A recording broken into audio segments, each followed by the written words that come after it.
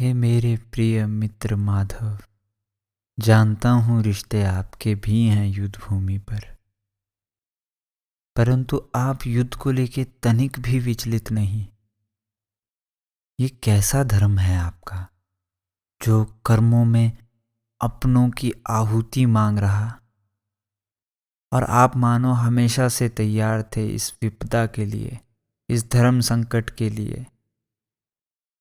कृपया मुझे भी कर्मों का धर्म समझाइए, मेरे प्राणों में भी प्रकाश की ज्योति जलाइए, वरना मुझसे ये युद्ध ना हो पाएगा।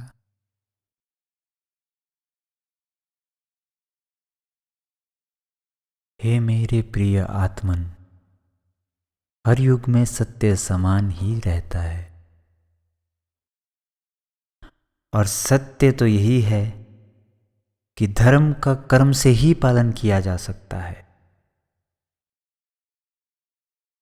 कर्म के बिना नहीं कोई जीवन, धर्म के पथ पर कर्म ही सेवन।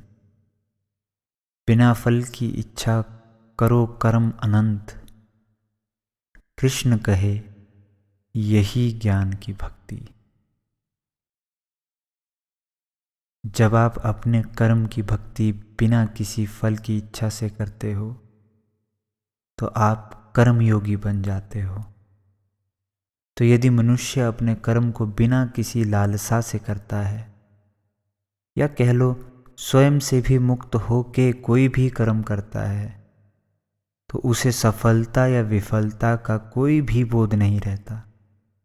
इस प्रकार से किया गया कोई भी कार्य धार्मिक कार्य कहलाता है।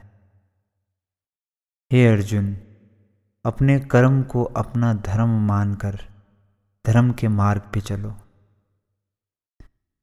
तो तुम कुछ ही समय में जान जाओगे कि कर्मयोगी ही सत्य का ज्ञान प्राप्त कर सकता है और मानव तथा सृष्टि कल्याण में अपना योगदान देकर मोक्ष की प्राप्ति कर सकता है।